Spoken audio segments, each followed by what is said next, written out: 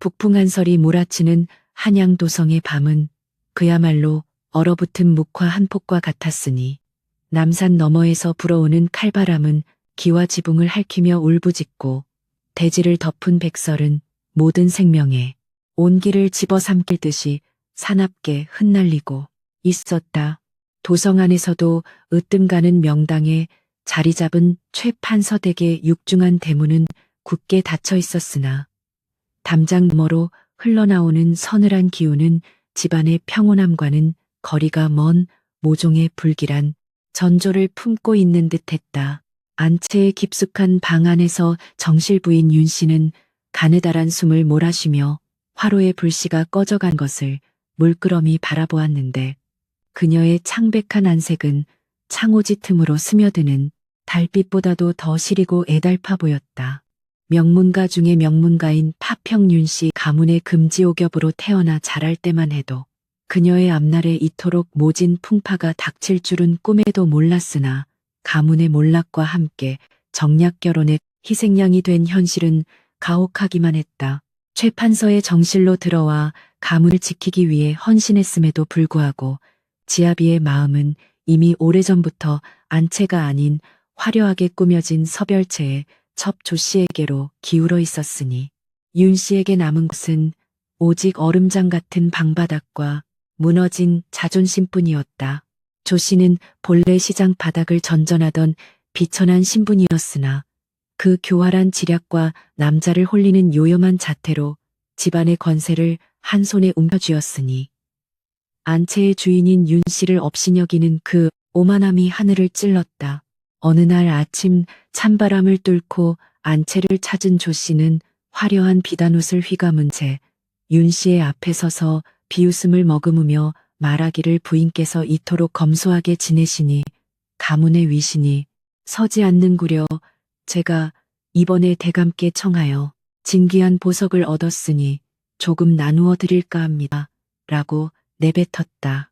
윤 씨는 조 씨의 파렴치한 언사에 모멸감을 느꼈으나 입술을 꽉 깨물며 분노를 억눌렀으니 이는 가문의 명예를 더럽히지 않으려는 그녀의 마지막 남은 긍지였으며 조 씨의 도발에 휘말려 천박한 다툼을 벌이고 싶지 않은 고결한 기품 때문이기도 했다.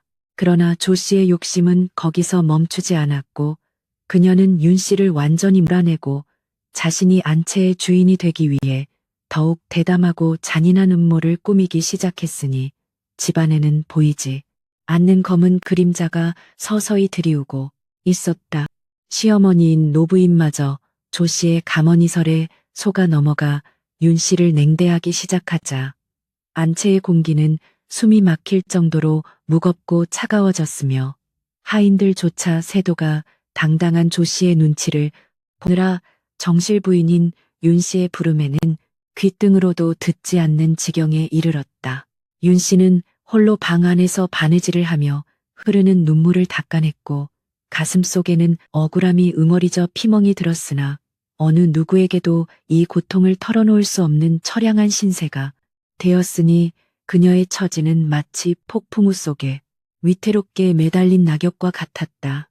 지아비인 최판서는 조정의 일로 바쁘다는 핑계로 안채의 발길을 끄는 지 오래였고 가끔 들릴 때조차 조 씨의 말만 믿고 윤 씨를 꾸짖기 일쑤였으니 부부 사이의 정은 이미 돌이킬 수 없을 정도로 멀어져 버렸다. 그러던 어느 깊은 밤 조 씨는 자신의 방에서 신복인 하인과 은밀히 속닥거리며 드디어 때가 왔으니 이번 기회에 저 눈엣가시 같은 정실을 완전히 뽑아버려야겠다고 다짐하며 사악한 미소를 지었으니 그녀의 계획은 윤 씨에게 가문의 보물을 훔쳤다는 누명을 씌우는 것이었다. 다음 날 아침 집안은 발칵 뒤집혔고 최판서의 서재에 보관되어 있던 가문의 보검과 진귀한 서책들이 사라졌다는 소문이 삽시간에 퍼져나갔으며 조 씨는 기회를 놓칠세라 안채의 벽장 속에서 그 물건들이 발견되었다고 거짓 증언을 하며 울부짖었다. 최판서는 불같이 화를 내며 안채로 들이닥쳤고 윤 씨의 결백을 주장하는 가녀린 외침은 분노에 찬 그의 고함에 묻혀 허공으로 흩어져 버렸으니 억울한 누명을 쓴 윤 씨의 눈앞은 캄캄하기만 했다. 조 씨는 짐짓 안타까운 척하며 대감 부인께서 어찌 그런 일을 하셨겠습니까마는 물증이 이토록 명백하니 가문의 법도를 바로 세우셔야 하지 않겠습니까? 라고 부추기며 최 판서의 대가 귀에 대고 독을 내뿜듯 달콤하고도 치명적인 말을 속삭였다. 윤 씨는 차가운 마당에 무릎을 꿇린 채 문중 어른들이 모인 자리에서 온갖 수모와 멸시를 당해야 했으며 그녀의 진심 어린 호소는 조 씨의 치밀한 조작 앞에 아무런 힘을 발휘하지 못했으니 비로소 그녀는 자신이 거대한 함정에 빠졌음을 깨닫고 절망의 구렁텅이로 떨어졌다. 하늘도 무심하시지 그토록 청렴하게 살아온 나에게 어찌 이런 시련을 주시는가.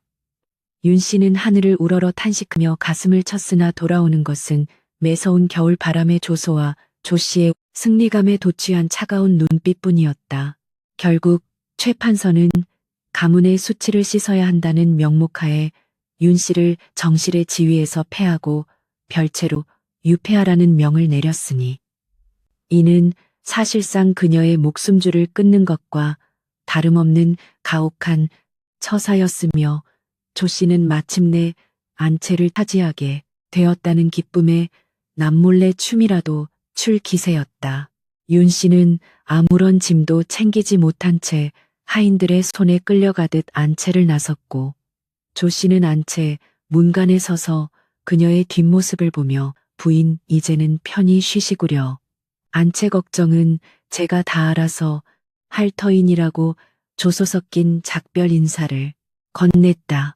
이 사건은 평온하던 집안의 질서를 완전히 뒤흔들어 놓았고 정실과 첩의 위치가 뒤바뀌는 천인공노할 비극의 시작이 되었으니 한양 도성 전체가 이 기이하고도 슬픈 소문으로 떠들썩해지기 시작했다. 별채로 쫓겨난 윤 씨는 끼니조차 제대로 챙겨주지 않는 조 씨의 횡포 속에 추위와 허기로 하루하루를 견뎌야 했으나 그녀의 눈동자만큼은 아직 꺼지지 않은 등불처럼 날카롭 빛나고 있었으니 이는 언젠가 반드시 자신의 결백을 밝히고 추악한 자들을 단죄하겠다는 강인한 의지의 표현이었다. 조 씨는 안채를 장악하자마자 기다렸다는 듯이 사치를 일삼으며 가문의 재물을 탕진하기 시작했고 집안 곳곳에 자신의 수하들을 심어 무소불위의 권력을 휘두르니 최 판서 댁은 예전의 기품은 온데간데 없고 탐욕과 비리로 가득 찬 복마전으로 변해가고 있었다. 그러나 달도 차면 기우는 법이고 악행이 깊어지면 반드시 꼬리가 잡히는 것이 이치이니 윤 씨는 어둠 속에서 숨을 죽이며 반격의 기회를 엿보고 있었다. 겨울비가 진눈깨비로 변내리던 날 윤 씨는 우연히 별채 근처를 지나던 어린 몸종에게서 조 씨가 밤마다 외간 남자와 서신을 주고받는다는 충격적인 사실을 전해 듣게 되었고 이것이야말로 조 씨의 가면을 벗길 수 있는 결정적인 열쇠임을 직감했다. 그녀는 자신의 비녀를 내주며 그 몸종에게 증거를 모아달라고 간곡히 부탁했고 비천한 몸종이었으나 평소 윤 씨의 인덕을 흠모해왔던 아이는 눈물을 흘리며 부인제가 목숨을 걸고서라도 그 악녀의 실체를 밝히겠습니다라고 맹세했다. 이 작은 약속이 훗날 거대한 폭풍이 되어 조 씨를 파멸로 이끌게 될 줄은 그 누구도 짐작하지 못했으니 고요한 별채에는 오직 윤 씨의 비장한 숨소리만이 낮게 깔리고 있었다. 집안의 권력을 독점한 조 씨의 횡포는 날이 갈수록 심해져 급기야는 문중의 제사 비용까지 가로채는 대담함을 보였고 이를 수상하게 여긴 몇몇 하인들이 반발하려 했으나 조 씨는 즉시 그들을 본보기로 매질하여 쫓아내니 집안에는 공포가 만연했다. 최 판서는 조 씨의 치마폭에 쌓여 사리 분별을 못한 채 그녀가 가져다주는 달콤한 술과 향락에 취해 가문의 명성을 갉아먹고 있었으니 선조들이 읽어놓은 명문가의 위상은 모래성처럼 허물어지고 있었다. 이러한 혼돈 속에서 윤 씨는 오직 하늘의 뜻을 기다리며 인고의 시간을 보냈고 그녀의 기도는 매일 밤 차가운 달빛을 타고 서늘한 기운을 품은 채 안채의 지붕 위를 맴돌고 있었으니 마침내 모든 것을 뒤바꿀 거대한 변고가 서서히 다가오고 있었다. 살을 에이는 듯한 북풍이 문풍지를 거칠게 흔들며 밤새도록 통곡하는 소리를 내는 동짓달의 차가운 별채는 그야말로 산자의 무덤과도 같은 참담하고도 스산한 공간이었으니 버려진 정실부인 윤 씨가 견뎌야 하는 고통은 필설로 다하기 어려운 것이었다.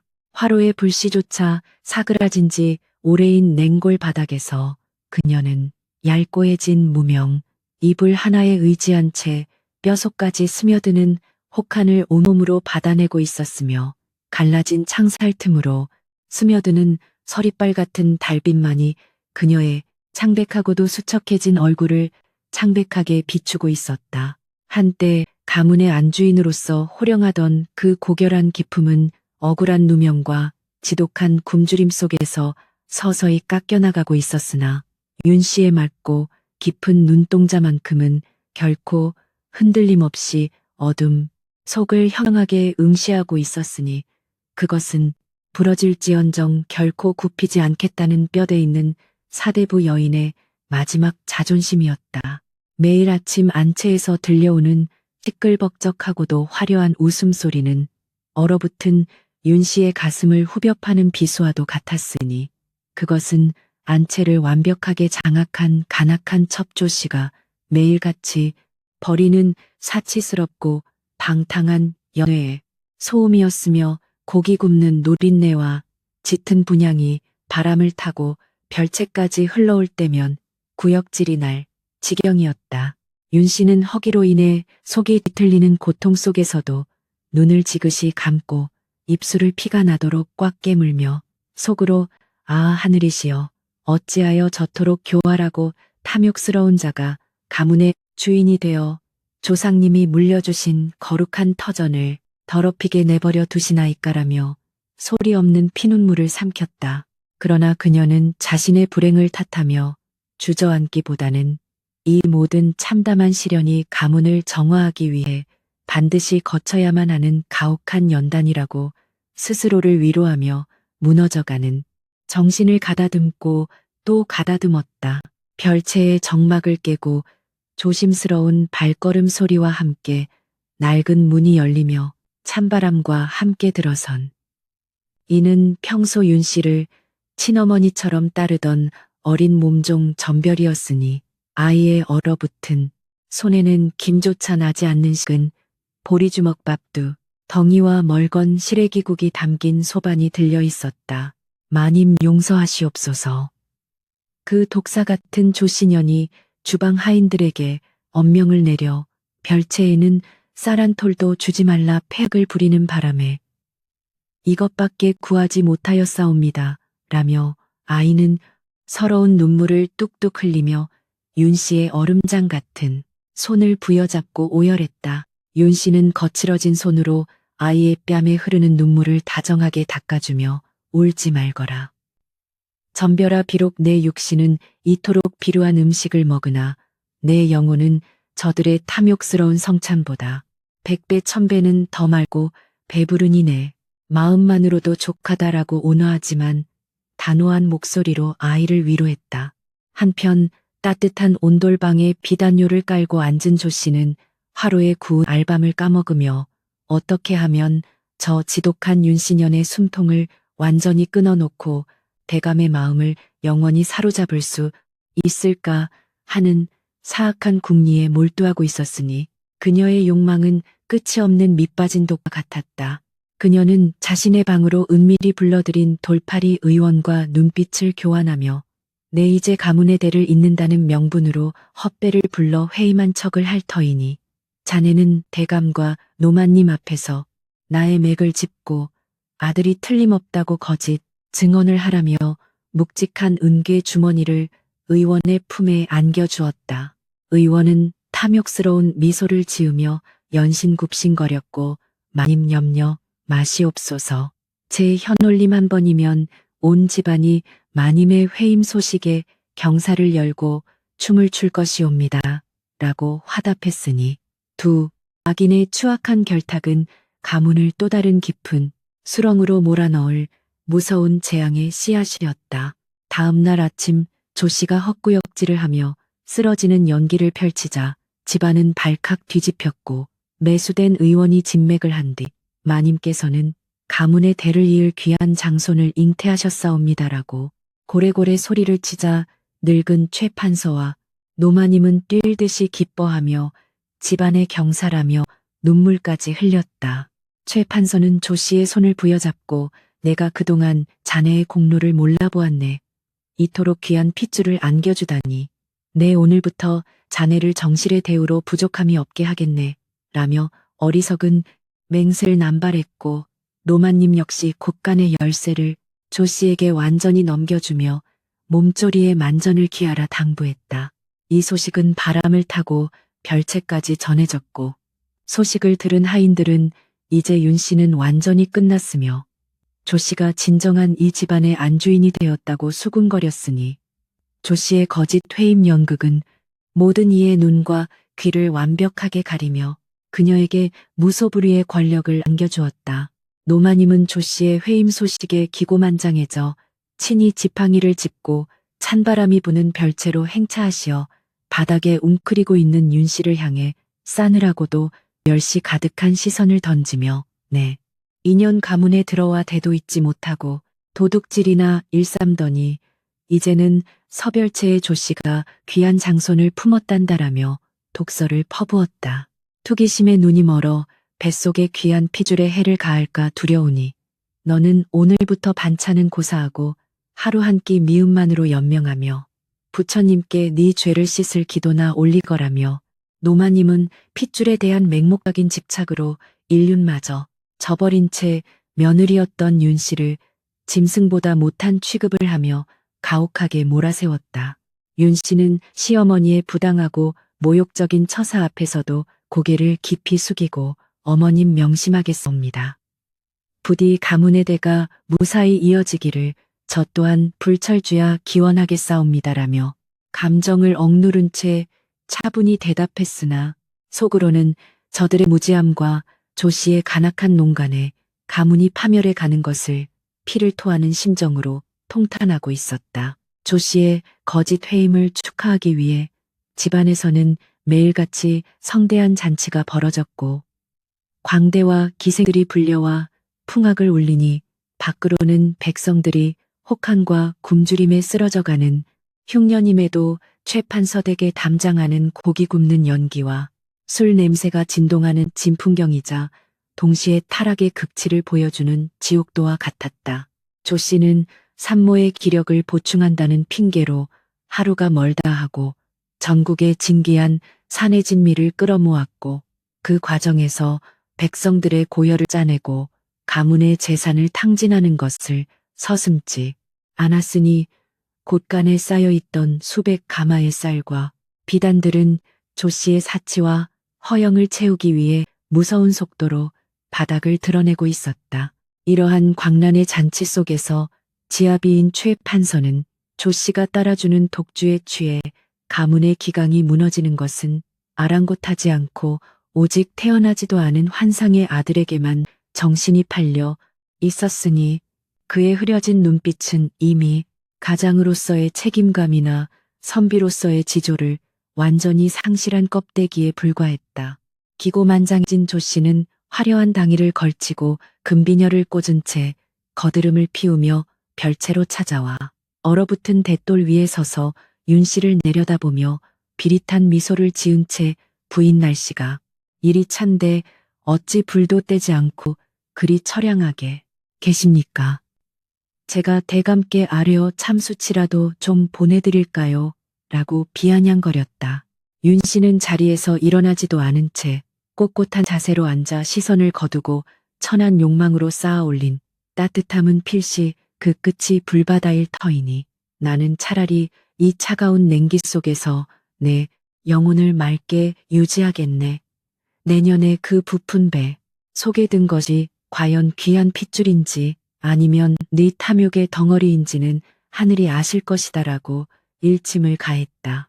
조 씨는 윤 씨의 서늘하고도 뼈 있는 말에 순간 가슴이 철렁 내려앉으며 자신의 비밀이 탄로난 것은 아닌지 섬뜩함을 느꼈으나 이내 억지 웃음을 지으며 도끼를 품은 목소리로 언제까지 그 뻣뻣한 고개가 숙여지지 않나 두고 봅시다.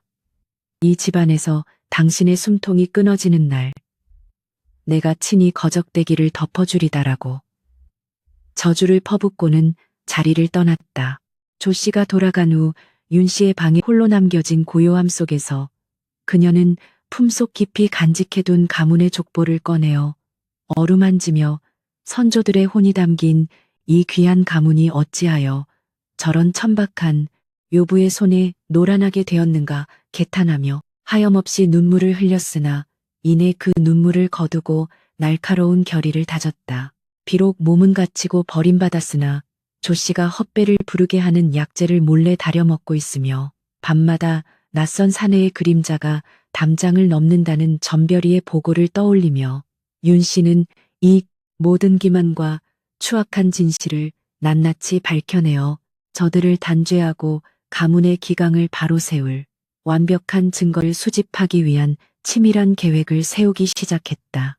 첫 번째 단계로 그녀는 조 씨가 지어먹는 탕약의 찌꺼기를 구해오도록 전별이에게 지시했고 두 번째로 담장을 넘는 사내의 정체를 파악하기 위해 달빛이 없는 금은밤을 틈타 별채의 낡은 담장 구멍을 통해 바깥의 동태를 숨죽여 감시하는 참으로 고단하고도 외로운 싸움을 홀로 시작했으니 그녀의 눈빛은 밤을 지새우는 매의 눈처럼 예리하게 빛났다.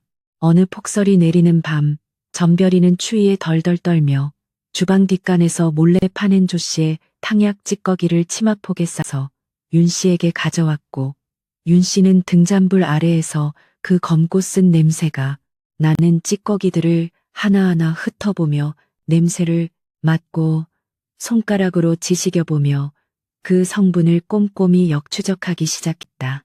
윤 씨는 친정에서 어릴 적부터 의서를 곁눈질로 읽어 약재의 성질에 밝았으니 찌꺼기 속에 섞인 독성 강한 천남성과 여로의 흔적을 발견하고는 이것은 회의만 산모가 먹는 보약이 아니라 피를 말리고 배를 인위적으로 부풀게 하는 맹독성 약재가 아니냐라며 조 씨의 무모하고도 끔찍한 사기극의 실체를 완벽하게 확신하게 되었다. 증거는 손에 쥐었으나 지금 당장 이를 밝힌다 해도 시어머니와 지아비가 조 씨의 거짓말에 완전히 눈이 멀어 있는 상태이므로 오히려 자신이 무고죄로 몰릴 것이 뻔했기에 윤 씨는 더욱 결정적이고 거부할 수 없는 파멸의 증거, 즉 조 씨와 외간 남자가 밀통하는 현장을 직접 덮쳐야만 이 지옥 같은 싸움을 끝낼 수 있다고 판단했다. 조 씨의 방탕함과 횡포가 극에 달할수록 집안 하인들의 불만도 서서히 골마 터지기 직전이었으니 억울하게 매를 맞고 쫓겨난 이들부터 조 씨의 사치로 인해 겨울 땔감조차 받지 못해 얼어 죽을 위기에 처한 노비들까지 모두가 속으로는 안주인 윤 씨의 어질고 따뜻했던 옛 시절을 그리워하며 분노의 칼을 갈고 있었다. 윤 씨는 이러한 집안의 흉흉한 민심을 전별이를 통해 전해 듣고는 지금 당장은 엎드려 숨죽이고 있으라. 전하거라. 조만간 하늘의 진노가 저 요부의 머리 위로 떨어질 터이니 그때까지 각자의 자리에서 눈과 귀를 열어두고 저들의 죄상을 낱낱이 기억해두라고 은밀한 전가를 보내어 하인들의 마음을 하나로 결속시켰다.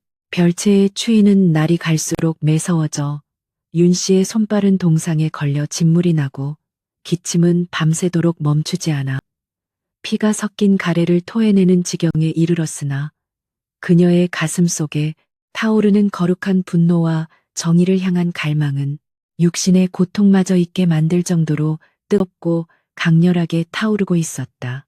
거짓 회임의 달수가 차오르자 조 씨의 불안감은 극도에 달하여 밤마다 악몽에 시달리며 식은땀을 흘렸고 배를 묶어 둥글게 보이게 하는 속임수도 점차 한계에 부딪히자 그녀는 이 사태를 무마하기 위해 밖에서 사내 아이를 몰래 사와서 자신의 아이로 둔갑시키려는 인면수심의 끔찍한 음모를 그 내연남과 함께 꾸미기 시작했다.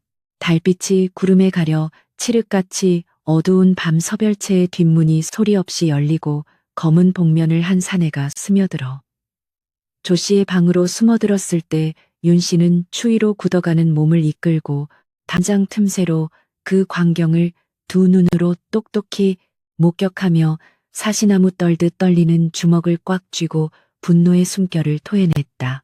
그녀는 즉시 전별이를 불러 노마님과 대감을 모시는 충직한 늙은 집사 최서방을 몰래 불러오라 명하였고 이제야말로 저들의 썩어 문드러진 환부를 도려내고 가문을 단숨에 뒤엎을 결정적인 순간이 다가왔음을 직감하며 차가운 밤하늘을 향해 결전의 기도를 올렸다. 늙은 집사 최서방이 전별이의 이끌림에 따라 조심스럽게 별채로 숨어 들어왔을 때 그는 얼어 죽어가는 앙상한 모습 속에서도 형형한 안광을 뿜어내는 정실부인 윤 씨의 모습에 깊은 죄책감과 경외심을 느끼며 엎드려 마님, 소인 죽을 죄를 지었사옵니다. 어찌 이리 험한 곳에서 고초를 겪고 계시나이까라며 늙은 두 눈에서 뜨거운 눈물을 흘렸다. 윤 씨는 최서방의 어깨를 감싸주며 울지 마시게 최서방 가문이 백척간두의 위기에 처했는데 내 어찌 육신의 안위를 돌보겠는가. 지금 당장 내밀히 믿을 만한 장정들을 모아 서별채 뒷문을 에워싸고 대감과 노마님을 모실 준비를 하시게 오늘 밤 저 요괴의 실체를 백일하에 드러낼 것이네라며 서리빨 같은 명령을 내렸다. 최서방은 윤 씨의 확고한 눈빛과 그간 조 씨의 폐악질에 쌓였던 분노가 폭발하며 마님 명심하겠사옵니다. 소인 목숨을 걸고 마님의 명을 받들어 이 집안의 기강을 바로잡겠사옵니다라고 맹세하며 어둠 속으로 몸을 숨겼고 윤 씨는 마침내 때가 이르렀음을 느끼며 굽은 허리를 곧게 펴고 차가운 밤바람 속으로 한 걸음을 내디뎠다.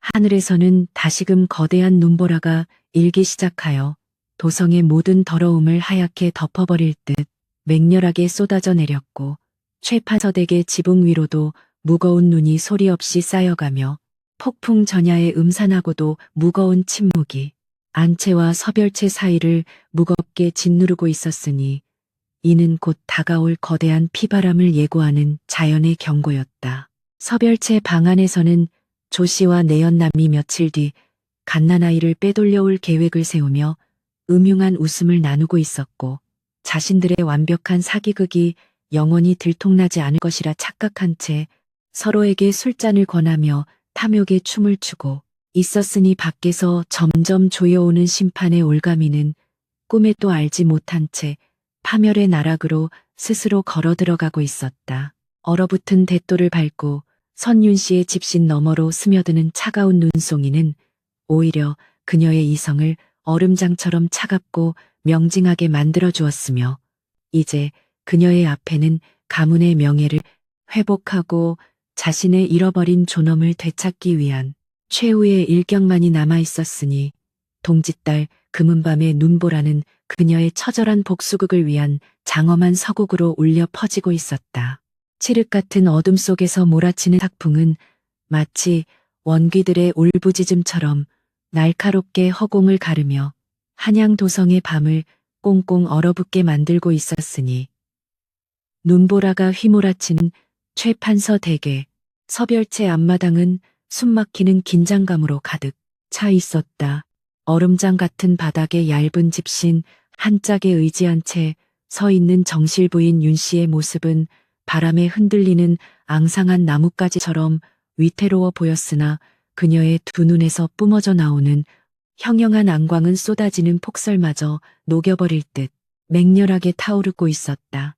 육신의 고통은 이미 한계를 넘어 감각조차 무뎌진 지 오래였지만 가문을 파멸의 구렁텅이로 몰아넣은 추악한 요부를 단죄하겠다는 굳은 결의는 피 속을 뜨겁게 흐르며 그녀를 버티게 하는 유일한 원동력이 되고 있었으니 참으로 처절하고도 장엄한 광경이었다. 그녀의 곁에서 사시나무 떨듯 바들바들 떨고 있는 어린 몸종 전별이는 차마 마님의 처참한 몰골을 똑바로 보지 못하고 연신 흐르는 눈물을 소매 끝으로 훔쳐내며 마님 옥체가 상하실까 두렵사옵니다. 제발 방으로 들어가시옵소서라고 애원했다. 윤 씨는 시퍼렇게 얼어붙은 입술을 간신히 떼어 울먹이는 아이의 손을 꽉 쥐며 내 육신이 찢겨나가는 한이 있더라도 오늘 밤 반드시 저 사악한 무리들의 숨통을 끊어놓고야 말 것이니 너는 그저 두 눈을 똑바로 뜨고 진실이 밝혀지는 순간을 지켜보거라며 서리빨 같은 목소리로 대답했다. 단순한 복수심이 아니라 조상 대대로 내려온 뼈대 있는 명문가의 기강을 바로잡고 어리석음에 눈이 먼 지아비와 시어머니의 혼몽을 깨우기 위한 사대부 여인으로서의 숭고하고도 거룩한 희생의 결단이었으니 그녀의 꼿꼿한 자세는 조금도 흐트러짐이 없었다. 같은 시각 늙은 집사 최서방은 윤 씨의 엄명을 받들어 어둠을 틈타 집안 곳곳을 은밀하게 누비며 평소 조 씨의 악행에 치를 떨며 억울함을 삼키고 있던 충직하고 건장한 사내종들을 은밀히 불러 모으고 있었다. 헛간 뒷골목과 행랑채의 어두운 구석마다 모여든 사내들은 그동안 조 씨의 사치와 매질에 시달리며 쌓여왔던 분노를 억누르지 못하고 거친 숨을 몰아쉬었으니 최서방이 안주인 마님께서 마침내 저 요괴 같은 연을 치고자 하시니 너희들은 목숨을 걸고 마님을 호위하라 명하자 사내들은 일제히 주먹을 불끈 쥐었다. 그들은 몽둥이와 횃불을 챙겨들고 짐승처럼 날쌘 걸음으로 서벽체를 향해 소리 없이 모여들기 시작했으니 수십 명의 발자국 소리가 쏟아지는 눈보라 소리에 묻혀 완벽한 기습을 위한 거대한 포위망이 서서히 완성되어 가고 있는 숨막히는 찰나였다. 어둠 속에 몸을 숨긴 사내들은 서별체의 모든 출입문과 창문 앞을 철통같이 에워싼 채 숨을 죽이고 안에서 흘러나오는 미세한 소리에 귀를 기울이고 있었으며 그들의 눈빛에는 억울하게 내쫓긴 정실 마님을 향한 충성심과 간악한 첩시를 향한 맹렬한 증오가 뒤엉켜 짐승처럼 번뜩이고 있었다. 칠흑 같은 밤하늘에서 쉴 새 없이 쏟아지는 눈송이들이 그들의 거친 어깨 위로 하얗게 쌓여가고 있었으나 누구 하나 미동조차 하지 않은 채 마치 훈련받은 병사들처럼 일사불란하게 자리를 지키며 최서방의 수신호만을 애타게 기다리고 있었으니 공기 중에는 살기마저 감돌고 있었다. 이는 단순히 주인의 명을 따르는 노비들의 움직임이 아니라 오랫동안 부당한 폭력과 착취에 짓눌려온 약자들이 정당한 주인을 중심으로 뭉쳐 불의에 항거하는 거룩한 반란의 시작이었으며 조 씨의 철옹성 같았던 권력이 뿌리째 흔들리고 있음을 보여주는 가장 명백한 징조였다. 밖의 상황이 이토록 급박하고 살벌하게 돌아가고 있음을 꿈에도 알지 못한 채 두꺼운 겹창으로 굳게 닫힌 서별체의 방 안에서는 따뜻한 온돌방의 열기와 함께 최고급 백주와 기름진 고기 안주, 냄새가 진동하며 타락한 두 남녀의 질펀한 미래가 한창 무르익어가고 있었다.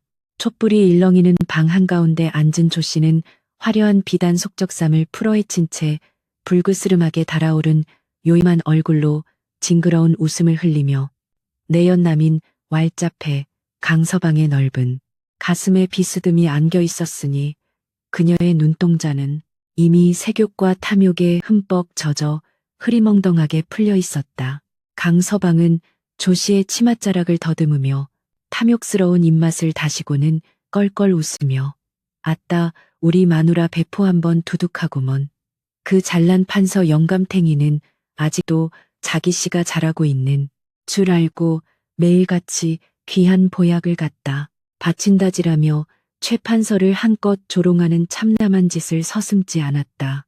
조 씨는 간드러지는 목소리로 까르르 웃으며 강서방의 입에 고기 한 점을 물려주고는 영감탱이가 어찌나 어리석고 늙어빠졌는지 내가 거짓으로 헛구역질 몇 번 해주니 좋아서 어쩔 줄을 모르더이다.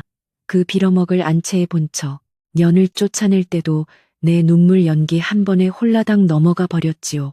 라고 득의양양하게 맞장구를 쳤다.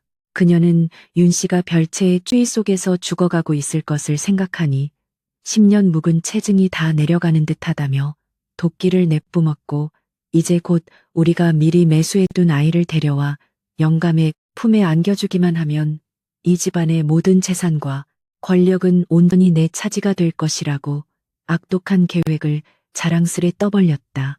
그들의 대화는 인간이 짐승과 다를 바 없음을 보여주는 끔찍한 탐욕의 끝을 향해 달려가고 있었으며 선량한 사람들의 고통을 짓밟고 자신들의 이기적인 쾌락만을 좇는 파렴치한 본성을 적나라하게 드러내고 있었으니 지켜보는 하늘조차 분노하여 더욱 거센 눈보라를 내리치는 듯했다. 강서방은 눈을 번뜩이며 마시고 있던 술잔을 거칠게 내려놓고는 내일 모레 삼경에 도성 밖 피막골에 있는 노파가 건강한 사내아이 하나를 무명보자기에 싸서 뒷문으로 몰래 데려오기로 하였으니 자네는 그저 배가 아프다며 요란하게 산통을 연기하기만 하면 만사 형통일세라고 음흉하게 속삭였다. 조 씨는 그의 목에 팔을 감으며 아이가 들어오는 즉시 최 판서의 도장을 훔쳐 전답의 문서를 모두 팔아치우고 당신과 함께 청나라로 도망가 평생 호의호식하며 살 것이라며 부푼 꿈에 젖어 황홀한 표정을 띄었으니 가문의 멸망은 안중에도 없는 무서운 집착이었다. 이렇듯 방 안의 두 아기는 자신들의 완벽한 속임수가 영원히 들통나지 않을 것이라는 오만방자함에 빠져 다가오는 파멸의 그림자를 전혀 눈치채지 못한 채 서로의 입술을 탐하며 더럽고 추악한 정욕의 수렁 속으로 한없이 빠져들고 있었다.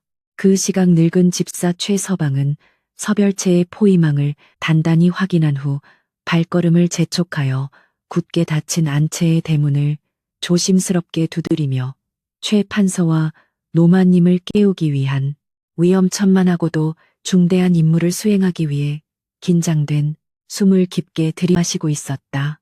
안채의 고요함을 깨고 다급하게 문을 두드리는 소리에 깜짝 놀라 깬 최 판서는 잠투정을 부리며 내 이놈 한밤중에 감히 어느 안전이라고 이리 소란을 피우느냐며 불호령을 내렸으나 최 서방은 문 밖에서 엎드려 대감마님, 서별체에 위급한 병고가 생겨 가문의 대가 끊어질지도 모르는 절체절명의 위기이옵니다라고 다급하게 외쳤다. 가문의 대가 끊어진다는 치명적인 말에 혼비백산한 최 판서는 황급히 의관을 대충 걸치고 방문을 열어젖히며 도대체 무슨 일이란 말이냐. 우리 귀한 아들을 품고 있는 조 씨에게 무슨 병고라도 생겼단 말이냐며 사색이 되어 소리쳤으니 그의 어리석음은 끝이 없었다. 소란스러운 소리에 놀라 잠에서 깬 노마님 역시 늙은 몸을 이끌고 하녀의 부축을 받으며 마루로 나와 덜덜 떨리는 목소리로 아니 서별체라니 내 귀한 장손에게 무슨 탈이라도 났단 말이냐. 당장 앞장서거라 지체할 시간이 없다며 이성을 잃고 발을 동동 굴렀다. 최서방은 속으로 혀를 차며 저토록 어리석은 분들이 요부의 농간에 노라나 훌륭한 며느리를 내치셨으니 참으로 통탄할 노릇이라고 생각했으나 겉으로는 표정을 감추고 예 마님 지금 당장 서별체로 가셔야만 끔찍한 화를 면하실 수 있사옵니다라며 서둘러 두 사람을 눈보라가 치는 밖으로 안내했다. 거센 바람이 불어닥치고 무릎까지 쌓인 눈길을 헤치며 나아가는 길은 험난하기 짝이 없었으나 귀한 손자를 잃을지도 모른다는 맹목적인 두려움에 사로잡힌 최 판서와 노마님은 매서운 추위조차 잊은 채 오직 서별체를 향해 허둥지둥 발걸음을 재촉하고 있었다. 횃불 하나에 의지한 채 캄캄한 눈길을 걸어 마침내 서별체의 어귀에 다다른 최 판서 일행은 눈앞에 펼쳐진 기이하고도 으스스한 광경에 그만 그 자리에 얼어붙은 듯 우뚝 멈춰서고 말았으니 심장이 덜컥 내려앉는 듯한 큰 충격에 휩싸였다. 굳게 닫힌 서별체의 방문 앞에는 수십 명의 건장한 산종들이 몽둥이를 든 채 귀신처럼 말없이 도열해 있었고 그 중앙에 눈 덮인 돛돌 위에는 다해진 소복을 입은 채 산발을 한 윤 씨가 마치 눈 속에서 피어난 한 송이의 붉은 매화처럼 처절하고도 당당하게 서 있었기 때문이었다. 바람에 흩날리는 윤 씨의 머리카락 사이로 번뜩이는 형형한 눈빛은 그녀가 더 이상 억울하게 당하기만 하던 가련한 여인이 아니라 가문을 수호하기 위해 지옥에서 돌아온 복수 화신님을 똑똑히 증명하고 있었으니 최 판서는 그 기세에 눌려 옴짝달싹하지 못했다. 혼란과 충격에서 가장 먼저 깨어난 이는 노마님이었으니 그녀는 지팡이로 바닥을 거칠게 내리치며 내 인연이가 감히 시댁에서 쫓겨난 죄인의 신분으로 어디라고 함부로 발을 들이느냐 당장 물러가지 못할까 투기심의 눈이 멀어 뱃속의 핏줄마저 해치려 온 것이 분명하구나 라고 악다구니를 썼다. 최 판서 역시 뒤늦게 정신을 차리고 분노로 얼굴이 불그락푸르락해져서 전연이 필시 미쳐서 난동을 부리는 것이니 여봐라 당장 저 미친년을 끌어내어 포박하고 당장 별채로 쳐넣으라며 고래고래 소리를 질렀으나 서별채를 애워싼 사내종들은 주인의 불호령에도 불구하고 바위처럼 굳건히 자리를 지킬 뿐 한 발짝도 움직이지 않았다. 평소라면 엎드려 살려달라 애원했을 윤씨였지만 그녀는 조금도 물러서지 않고 서늘한 눈빛으로 두 사람을 번갈아 응시하더니 대감과 어머님께서는 어찌하여 이리도 눈이 어둡고 귀가 막히셨습니까? 진정 가문을 망치는 요괴가 누구인지 아직도 모르시겠단 말씀이십니까? 라며 폐부를 찌르는 일가를 날렸다. 윤 씨의 태산 같은 위엄과 단호한 목소리에 멈칫한 최 판서는 기가 질려 말을 잇지 못했고 노마님은 분을 이기지 못해 숨을 헐떡였으나 윤 씨는 한치의 흐트러짐 없이 차가운 손을 들어 방문 쪽을 가리키며 억울한 누명을 쓰고 쫓겨난 며느리의 마지막 청이오니 부디 한마디 말씀도 마시고 저 방 안에서 들려오는 소리에 귀를 기울여 보시옵소서라고 청했다. 윤 씨의 뿜어내는 압도적인 기운에 짓눌려 무언가 심상치 않은 일이 벌어지고 있음을 본능적으로 직감한 최 판서와 노마님은 꿀먹은 벙어리처럼 입을 다문 채 숨소리마저 죽이고 어둠 속에 잠긴 서별채에 굳게 닫힌 창호지를 향해 온 신경을 집중하기 시작했다. 거세게 몰아치던 눈보라조차 잦아들며 사위가 쥐죽은 듯 고요해진 찰나 얇은 창호지 문틈을 타고 안쪽에서 들려오는 낮고 은밀한 남녀의 대화 소리가 얼어붙은 밤 공기를 가르며 두 사람의 귓가로 선명하게 파고들기 시작했으니 그것은 곧 거대한 폭풍의 시작을 알리는 신호탄이었다. 영감탱이가 몰래 숨겨둔 산삼을 내가 빼돌려 저작거리에 팔아치웠는데 그깟 늙은이가 눈치나 채겠소.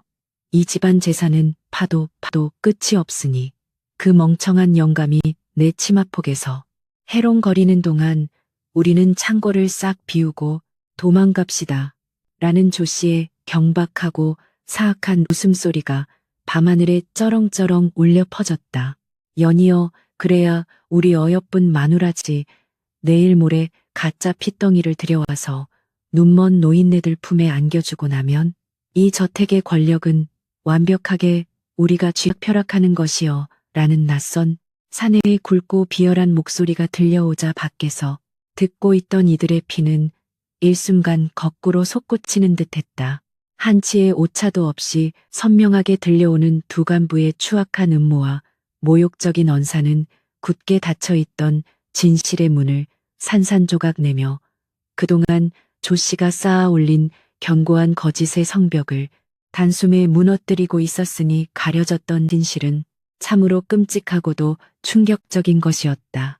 귓가를 때리는 끔찍한 진실 앞에 최 판서의 얼굴은 순식간에 창백해지다 못해 흑빛으로 변해갔고 그의 전신은 사시나무 떨리듯 격렬하게 요동치기 시작했으니 자신이 그토록 아끼고 사랑했던 첩이 끔찍한 유부였으며 목숨처럼 귀하게 여겼던 뱃속의 아이마저 완벽한 거짓말이었다는 사실에 하늘이 무너지는 듯한 절망감을 느꼈다.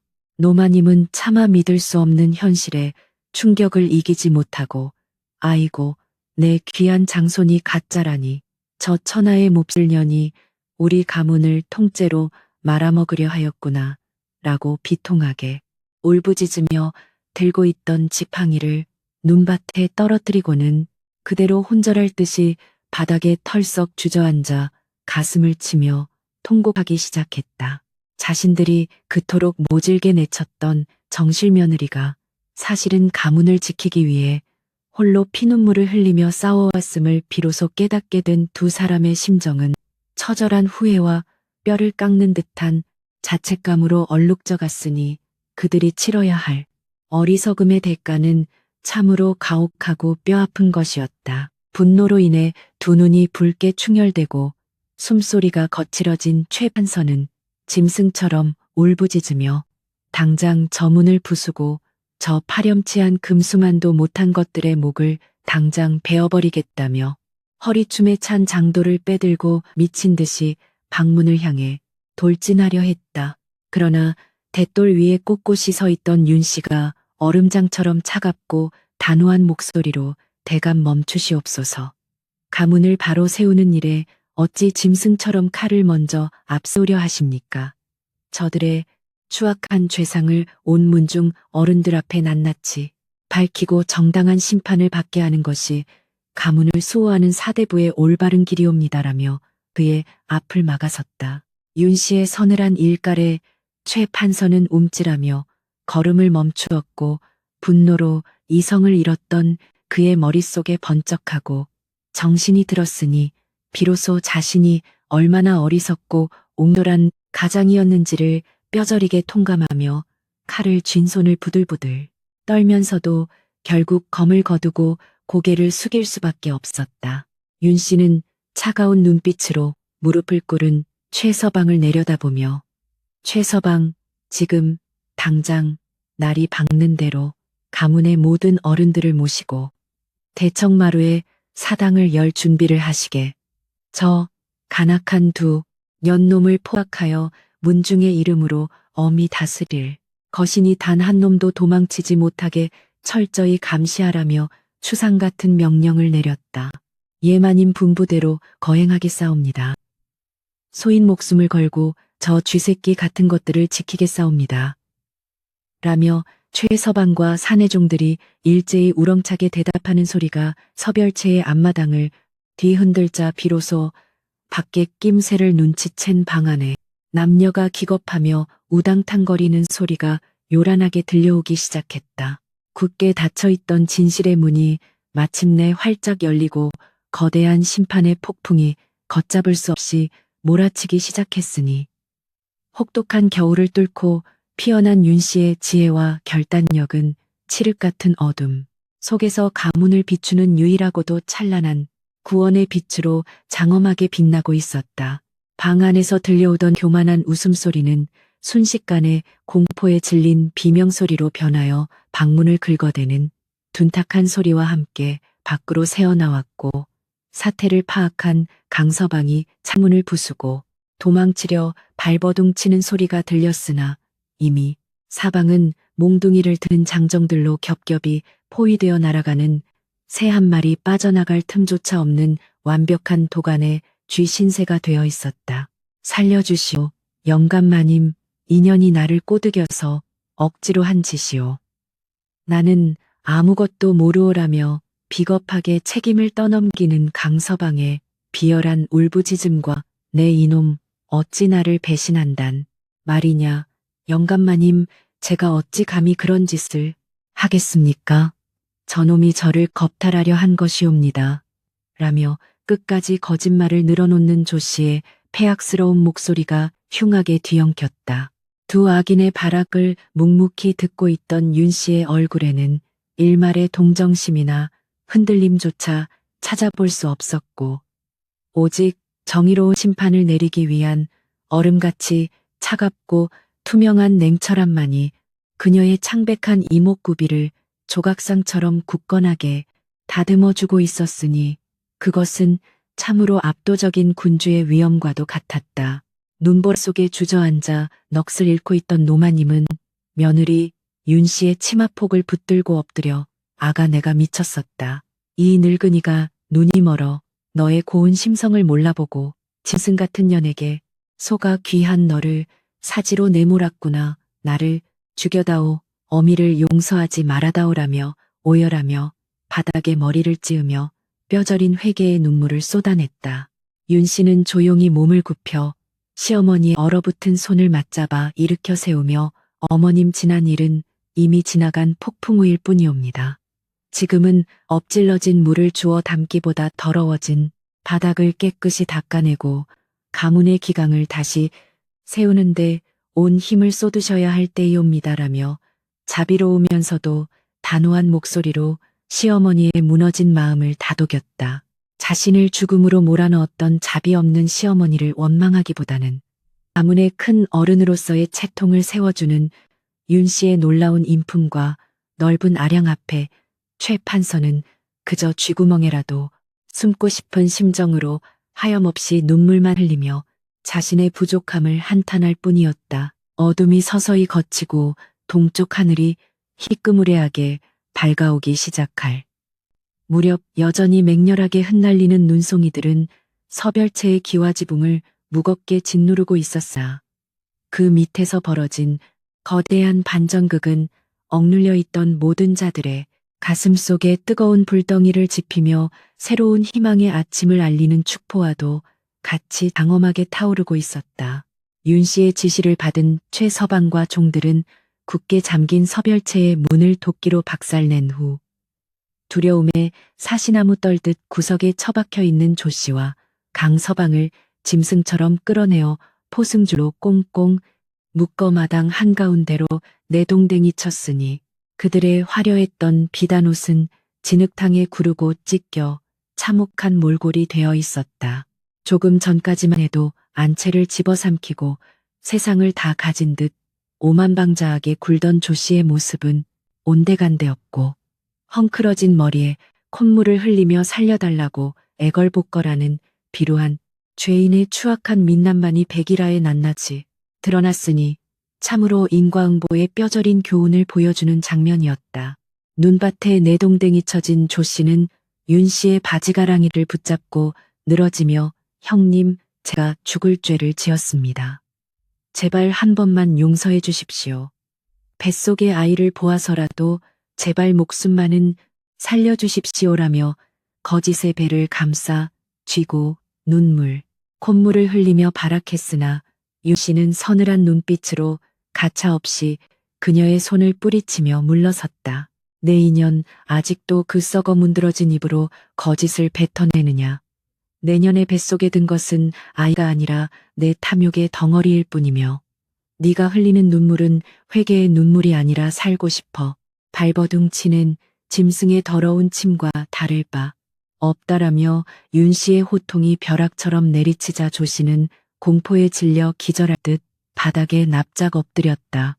오랫동안 억눌려왔던 진실이 마침내 두꺼운 얼음을 깨고 수면 위로 찬란하게 솟아오르는 이 결정적인 순간은 윤 씨가 그간 홀로 삼켜왔던 수천 번의 피눈물과 뼈를 깎는 인내의 시간들이 결코 헛되지 않았음을 증명하는 가장 통쾌하고도 장엄한 승리의 선언과도 같았다. 최 판서는 끌려나온 두 남녀의 추악한 몰골을 참아 똑바로 보지 못하고 고개를 돌린 채 여봐라. 이 더러운 것들을 당장 곳간에 가두고 물 한 모금도 주지 말라. 날이 밝고 문중 어른들이 모두 모이시는 대로 문중회의를 열어 이 끔찍한 죄상을 낱낱이 파헤칠 것이니라라며 치를 떨며 명령을 내렸다. 하인들이 짐승 끌고 가듯 두 사람을 거칠게 질질 끌고 사라지자 그제야 서별체 앞마당에는 폭풍이 휩쓸고 간 뒤에 고요함처럼 무겁고도 서늘한 정막만이 내려앉았으며 밤새 불어닥친 눈보라도 서서히 그 위세를 잃어가고 있었으니 참으로 길고도 잔혹했던 밤이 끝나가고 있었다. 눈 덮인 마당 한가운데 우뚝 서 있는 윤 씨의 모습은 마치 험난한 고난의 바다를 뚫고 마침내 목적지에 도달한 굳건한 바위섬처럼 장엄하고 흔들림이 없었으며 그녀의 곁으로 다가온 어린 전별이가 조심스럽게 마님 이제 끝난 것이옵니까? 라고 묻자 윤 씨는 엷은 미소를 지으며 고개를 끄덕였다. 이제 시작일 뿐이다. 전별아 썩은 뿌리를 뽑아냈으니 이제 무너진 기둥을 세우고 더러워진 마당을 깨끗이 쓸어내야 할 차례이니라. 참으로 길고도 차가운 밤이었으나 마침내 동이 트고 있구나. 라는 윤 씨의 독백은 허공으로 흩어지는 하얀 입김과 함께 밤새 얼어붙었던 가문의 공기를 서서히 데우기 시작했다. 그녀는 여전히 추위에 떨며 자신을 경외감 어린 눈빛으로 바라보고 있는 사내종들을 향해 몸을 돌리더니 모두들 고생이 많았다. 너희들의 충직함과 용기가 없었다면 가문을 지켜내지 못했을 것이다. 오늘 밤의 일은 문중의 어른들께서 합당한 상을 내리실 터이니 이제 그만 돌아가서 몸을 녹이거라며 따뜻한 치아의 말을 아끼지 않았다.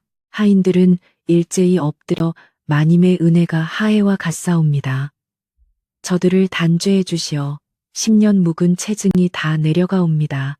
라며 진심으로 우러러 나오는 감사의 절을 올렸으니 이는 힘으로 굴복시킨 조씨의 거짓된 권위와는 차원이 다른 진정한 덕망과 인품으로 이끌어낸 벅찬 감동의 순간이었다. 부끄러움과 자책감에 고개를 들지 못하는 최 판서와 노마님을 향해 윤 씨는 정중하게 허리를 굽혀 대감과 어머님 날이 몹시 찹사옵니다. 옥체가 상하실까 염려되오니 이만한 채로 돌아가시어 몸을 녹이시옵소서. 남은 일은 제가 빈틈없이 처리하겠사옵니다라며 예를 갖추어 두 사람을 호위하여 안채로 모셨다. 안채로 돌아오는 길에 최 판서는 윤 씨의 뒤를 따르며 부인 내가 죽일 놈이요. 내 눈이 멀어 부인의 큰 덕을 몰라보고 이토록 참담한 고초를 겪게 하였으니 내 어찌 부인의 얼굴을 똑바로 볼 수 있겠소. 내 평생 부인의 발밑에 엎드려 속죄하며 살겠소라며 비통한 참회의 눈물을 흘리며 걸음을 옮겼다. 윤 씨는 뒤를 돌아보지 않고 묵묵히 앞을 향해 걸으며 지아비의 사죄를 차가운 눈바람 속으로 흘려보냈으니 그녀의 가슴 속 응어리가 단번에 녹아내리지는 않았으나 가문을 지켜냈다는 안도감과 함께 마치 돌아가기 위한 험난하지만 희망찬 첫걸음을 내딛고 있었다. 안채의 넓은 마당에 들어서자 밤새 몰아치던 눈보라가 거짓말처럼 멈추고 잿빛 구름 사이로 눈부신 아침 햇살이 한 줄기 쏟아져 내리며 꽁꽁 얼어붙었던 기와지붕의 하얀 눈을 영롱하게 비추기 시작했으니 이는 길고 길었던 어둠의 시대가 끝나고 마침내 진실의 빛이 세상을 환하게 비추는 장엄한 서막을 알리는 축복과도 같았다. 윤 씨는 마당 한가운데 서서 밤새 서늘하게 날이 서 있던 긴장을 조금씩 풀며 깊은 숨을 들이마셨고 차가운 겨울 공기 속에서 은은하게 배어나오는 상쾌한 아침의 냄새를 느끼며 비로소 자신이 살아있음을 그리고 그 지옥 같은 사투에서 당당히 승리하였음을 온몸으로 체감하고 있었다. 이제 곧 문중의 모든 어른들이 모인 자리에서 그 요부의 죄상을 철저하게 낱낱이 파헤치고 단죄할 거대한 심판의 시간이 다가오고 있었으니 윤 씨의 맑은 눈동자는 다가올 피바람을 두려워하지 않고 오히려 그것을 정화해 의식으로 받아들이며 꼿꼿한 자세로 안채의 대청마루를 향해 위풍당당하게 나아갔다. 억울하게 빼앗겼던 안방의 문을 스스로 열고 들어선 윤 씨의 뒷모습은 마치 수많은 전쟁을 치르고 귀환한 위대한 장군의 모습처럼 거룩하고도 찬란하게 빛나고 있었으며 집안의 모든 하인들은 무가에 서서 그녀의 무사 귀환을 눈물로 환영하며 일제히 머리를 숙여 진정한 안주인의 귀환을 경건한 마음으로 맞이하고 있었다. 가문의 명예를 갉아먹던 투악한 기생충들은 칠흑 같은 어둠 속에 갇혀 처절한 심판을 기다리고 있었고 부당한 권력에 짓눌려 헐떡이던 최판서 댁은 마침내 본래의 정갈하고도 엄숙한 기품을 서서히 되찾아가기 시작했으니 이 모든 기적은 오직 한 여인의 불굴의 의지와 꺾이지 않는 절개가 빚어낸 숭고한 결실이었다. 동짓딸의 매서운 추위는 여전히 살을 에이는 듯 차가웠지만 윤 씨의 가슴 속에서 타오르는 정의의 불꽃은 그 어떤 혹함보다도 뜨겁고 강렬하게 가문 전체를 훈훈하게 덮이고 있었으니 마침내 서막을 내린 기만과 배신의 밤은 영원히 역사 속으로 사라지고 밝아오는 아침과 함께 새로운 희망의 역사가 쓰여질 준비를 마쳤다. 차가운 아침 햇살이 밤새 휘몰아치던 눈보라를 뚫고 한양 도성의 기와 지붕 위로 눈부시게 쏟아져 내리기 시작했으나 뼛속까지 스며드는 매서운 동장군의 기세는 조금도 누그러지지 않은 삭막한 아침이었다. 최판서 댁의 소슬 대문이 무겁게 열리고 가문의 기강을 바로잡기 위해 급박한 전가를 받고 달려온 문중의 어르신들이 굳은 표정으로 속속들이 마당으로 들어서고 있었으니 그들의 내뿜는 엄숙하고도 분노 어린 숨길은 하얀 입김이 되어 겨울 공기를 더욱 차갑게 얼어붙게 만들었다. 밤새 끔찍한 진실을 마주하고 한숨도 자지 못한 집안 하인들은 숨죽인 채 마당 구석에 엎드려 있었고 저택 전체에는 곧 다가올 거대한 심판의 폭풍을 예고하는 듯한 무겁고도 숨 막히는 침묵만이 무겁게 짓누르고 있었다. 대청마루에는 문중을 이끄는 가장 큰 어르신인 백부대감을 필두로 하얀 수염을 기른 원로들이 겹겹이 자리를 잡고 앉아 매서운 눈빛으로 마당 한가운데를 쏘아보고 있었으니 그 위엄이 마치 염라대왕의 심판정을 방불케 하였다. 한때 조씨의 요염한 치마폭에 쌓여 사리분별을 하지 못했던 어리석은 가장 최판서는 이제는 쥐구멍에라도 숨고 싶은 참담하고 부끄러운 심정으로 차마 어르신들의 얼굴을 쳐다보지도 못한 채 대청마루 한 구석에 고개를 푹 숙이고 엎드려 있었다. 평소 며느리 윤 씨를 박대하고 첩에게 안방을 내주었던 노마님 역시 밤새 흘린 눈물로 퉁퉁 부은 눈을 한 채 하녀의 부축을 받으며 병든 몸을 이끌고 나와 통 안에 눈물을 흘리며 가문의 수치를 가슴 깊이 통탄하고 있었다. 이윽고 안채의 방문이 조심스럽게 열리며 단정하고도 기품 있는 옥색 명주, 치마저고리로 갈아입은 정실부인 윤 씨가 꼿꼿한 자태로 걸어 나오니 그 모습은 마치 흙탕물 속에서 홀로 피어난 고결한 백년과도 같이 아름답고도 장엄하였다. 며칠 전만 해도 별채의 얼음장 같은 방바닥에서 죽어가던 가련한 여인의 모습은 온데간데 없고 가문을 위기에서 구출해낸 진정한 안주인의 위엄과 강인함이 그녀의 걸음걸이 하나하나 짙게 배어 있었으니 문중 어르신들조차 그녀의 의연한 자태에 내심 감탄을 금치 못했다. 윤 씨는 대청마루 앞 대돌 아래에 단정히 서서 어르신들을 향해 깊이 고개를 숙여 예를 표하듯 얼음장처럼 차갑고 맑은 목소리로 최서방은 들으라. 이제 곳간에 가두어둔 죄인들을 어르신들 앞으로 당장 대령하라며 추상같 명령을 내렸다. 윤 씨의 명이 떨어지기가 무섭게 무기를 든 건장한 사내종들이 우르르 몰려가 굳게 잠긴 곳간 문을 열어젖히고 그 안에서 추위와 공포에 밤새 떨며 반죽음 상태가 된 조씨와 내연남 강서방을 짐승 끌고 오듯 밧줄로 묶어 마당 한가운데로 질질 끌고 왔다. 어젯밤까지만 해도 화려한 비단옷을 휘감고 안채를 호령하던 조씨의 몰골은 헝클어진 머리카락에 진흙과 오물이 잔뜩 묻어 있었으며 추위로 인해 입술은 시퍼렇게 질려 달달 떨고 있었으니 참으로 비루하고 흉측한 요괴의 밑바닥을 여과 없이 보여주고 있었다.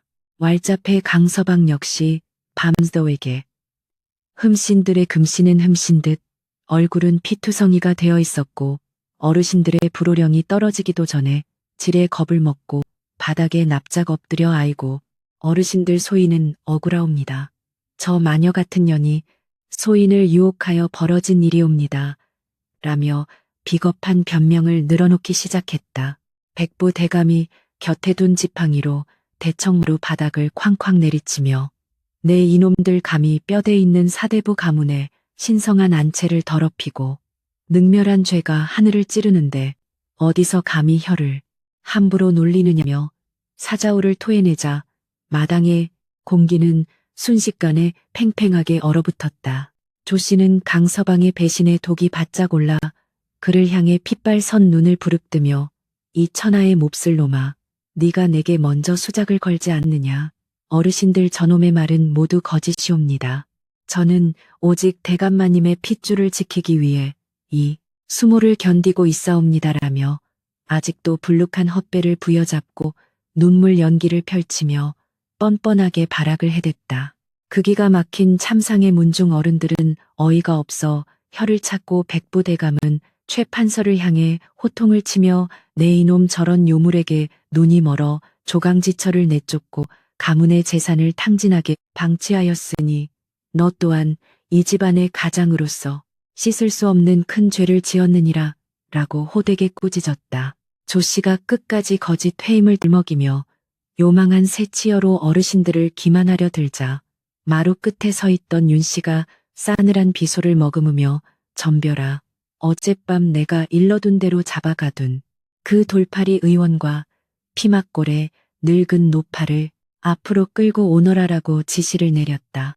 곧이어 겁에 질려 벌벌 떠는 늙은 의원과 초라한 행색의 노파가 하인들의 손에 이끌려 조 씨의 옆으로 내동댕이 쳐졌고 그들의 얼굴을 확인한 조 씨는 마침내 자신의 마지막 방어막마저 산산조각 났음을 직감하며 숨이 멎을 듯한 공포에 사로잡혀 동공이 미친 듯이 흔들리기 시작했다. 돌팔이 의원은 바닥에 머리를 조아리며 대감마님 죽을 죄를 지었사옵니다. 저 조씨년이 제게 은괴 10냥을 주며 헛배를 부르게 하는 약을 지어달라 하였고 진맥을 속여 잉태하였다고 거짓 증언을 하라 사주하였사옵니다라며 조씨의 치밀하고도 악독한 사기극을 만천하에 고발했다. 그것도 모자라 피막골의 노파마저 눈물을 콧물과 함께 흘리며 어르신들 전연히 제게 거금을 주며 오늘 밤에 막 태어난 쌍놈의 핏덩이를 무명보자기에 싸서 몰래 뒷문으로 들여오라 시켰사옵니다. 가짜 출산 연극을 하여 이 저택의 장손으로 둔갑시키려 한 것이옵니다. 라고 결정적인 증언을 토해내 니마당은 경악으로 물들었다. 이 끔찍하고도 소름 돋는 진실 앞에 그동안 귀한 아들을 얻었다며 매일 밤 잔치를 벌였던 최 판서는 자신의 어리석음과 조 씨의 파렴치함에 피를 토할 듯한 분노를 느끼며 자리에서 벌떡 일어나 내 인연 내가 정령 인간이더냐. 짐승만도 못한 악기년이로구나라고 절규하며 바닥에 쓰러져 오열했다. 노마님 역시 며느리가 될 뻔했던 가짜 핏줄에 끔찍한 진실에 기절할 듯 가슴을 부여잡으며 아이고 내 눈을 파버려야지 저런 요괴에게 소가 우리 가문의 씨를 더럽힐 뻔하였구나. 하늘이 도우셨다. 정실 며느리가 우리를 살렸구나 하며 윤 씨를 향해 합장하고 연신절을 해댔다. 윤 씨의 반격은 여기서 멈추지 않았으니 그녀는 품속에서 두꺼운 장부 하나를 꺼내어 어르신들 앞에 펼쳐 보이며 이것은 저 요부가 지난 수개월 동안 가문의 쌀과 비단을 빼돌려 저작거리에 내다 판 내역이 적힌 비밀 장부이었고 그 뒤에 놓인 괴짝들은 전당포에서 급히 찾아온 우리 가문에 대대로 내려오던 귀한 보물들이옵니다. 라고 낱낱이 고변했다. 장부에 적힌 엄청난 횡령 액수와 가문의 보물들이 전당포에 굴러다녔다는 사실을 확인한 문중 어른들은 수염을 파르르 떨며 극도의 분노를 표출했고 백부 대감은 더 이상 참을 수 없다는 듯 지팡이를 내던지며 여봐라 저 끔찍한 간부놈은 당장 포박하여 관하로 끌고 가 평생 감옥에서 썩게 하라며 추상 같은 판결을 내렸다. 하인들이 몽둥이로 강서방의 다리를 부러뜨릴 기세로 내리치고 짐승처럼 꽁꽁 묶어 대문 밖으로 질질 끌고 나가자 마당에는 강서방의 처절한 비명소리가 울려 퍼졌고 이제 홀로 남겨진 조씨는 독 안에 든 쥐처럼 사방을 두리번거리며 살기를 찾으려 발버둥 쳤다. 백부 대감은 조씨를 향해 경멸스러운 시선을 던지며 천한 출신을 거두어 주었더니 은혜를 원수로 갚고 사대부 가문을 능멸하며 귀한 정씨를 내쫓으려 한 내년의 죄는 능지처참을 해도 모자랄 것이나 우리는 법도를 지키는 선비의 집안이므로 너를 관아에 넘기는 대신 가문의 이름으로 가장 가혹한 형벌을 내릴 것이니라라고 준엄하게 선언했다. 최 판서 조카는 들으라. 저 더러운 요부에게 우리 가문의 돈으로 사입힌 비단옷 한 벌 집신 한 짝도 아까우니 당장 전현의 몸에서 우리 집안의 물건을 모조리 벗겨내어 실오라기. 하나 걸치지 않은 알몸으로 눈 덮인 도성 밖으로 쫓아내어 들개들의 먹이가 되게 하라며 역사상 유례를 찾아볼 수 없는 가장 수치스럽고도 무서운 형벌을 명했다. 이 끔찍한 선고가 떨어지자 조씨는 혼비백산하여 두 손을 싹싹 빌며 살려주십시오. 어르신들 제발 목숨만은 살려주십시오. 제가 잠시 미쳤었나 봅니다. 대감마님 형님 제발 한 번만 자비를 베풀어 주십시오라며 콧물과 눈물로 범벅이 된 얼굴을 마당에 찌어댔다. 그러나 이미 그녀의 악행으로 인해 마음이 갈기갈기 찢어진 최 판서는 고개를 돌려 외면했고 원한이 사무친 하인들은 명령이 떨어지기가 무섭게 조씨에게 달려들어 그녀가 훔쳐 입은 화려한 비단 두루마기를 거칠게 찢어밟기기 시작했으니 조씨의 찢어지는 듯한 비명소리가 차가운 겨울 하늘을 날카롭게 갈랐다. 무자비한 하인들의 손길은 그녀의 치마와 저고리를 가차없이 벗겨내었고 심지어 얇은 속적삼과 속바지마저 모조리 찢어내어 빼앗으니 조씨는 순식간에 알몸이 되어 뽀얗고도 추악한 맨살을 차가운 눈밭 위에 고스란히 드러내고 말았으며 그녀의 부풀어 올랐던 가짜 배를 묶고 있던 무명천마저 툭 끊어져 바닥에 나뒹굴었다. 진정으로 실오라기 하나 걸치지 못한 채 온몸이 벗겨진 조씨는 수치심과 살을 에이는 듯한 동장군의 혹한에 사시나무 떨듯 바들바들 떨며 짐승처럼 몸을 웅크렸고 두 팔로 자신의 몸을 가려보려 발버둥 쳤으나 마당에 모인 수많은 사람들의 싸늘하고도 경멸 어린 시선은 그녀의 온몸을 발가벗겨 화형에 처하는 듯한 가혹한 고통을 안겨주었다. 이 끔찍하고도 장엄한 단죄의 순간 대청마루 한편에 마련된 의자에 우아하게 앉은 정실부인 윤씨는 곁에 선 몸종 전별이가 조심스럽게 내어온 김이 모락모락 피어오르는 고급스러운 백자 찻잔을 천천히 들어올리며 그 깊고 향긋한 차의 향기를 아주 여유롭게 음미하기 시작했다. 얼어붙은 눈밭 위에서 발가벗겨진 채 죽어가는 요부의 처절한 비명소리와 따뜻한 온돌 마루에 앉아 평온하게 찻잔을 기울이는 윤씨의 고결한 자태는 참으로 극명한 대조를 이루며 이 거대한 인과응보의 드라마를 완벽하게 완성하는 시각적이고도 감각적인 절경을 연출하고 있었다. 조씨는 덜덜 떨리는 고개를 들어 따뜻한 차를 마시고 있는 윤씨를 바라보며 형님, 제발 저를 죽여주십시오. 이리 발가벗겨 쫓아내시면 저는 얼어 죽거나 사람들의 돌에 맞아 죽고 맙니다. 제발 그 따뜻한 찬물을 제 몸에 부어서라도 저를 죽여주십시오라며 마지막 남은 짐승의 비명을 내질렀다. 윤씨는 찻잔을 천천히 내려놓고는 싸늘하게 식은 눈빛으로 조씨를 내려다보며 내가 별채의 냉골에서 굶주림과 추위에 떨며 피눈물을 흘릴 때 너는 내게 숯 한 덩이, 쌀 한 톨 내어주지 않고 따뜻한 방에서 간부와 뒹굴며 나를 조롱하였지. 네가 지금 겪는 수치와 추위는 내가 겪은 고통의 만분의 일도 되지 않느니라라고 차갑게 일갈했다. 내 탐욕으로 부풀렸던 헛배의 껍데기가 벗겨지니 이제 내 본래의 비루하고 천박한 맨몸뚱이만 남지 않았느냐. 네가 지은 죄의 무게만큼 저 밖에 매서운 눈보라가 내 살점을 도려낼 것이니 와서 네 죄를 온몸으로 받으라며 윤 씨는 손을 저어 그녀를 당장 끌어내라 명했고 그 목소리는 마치 얼음 조각처럼 차갑고 뾰족하게 조 씨의 심장을 관통했다.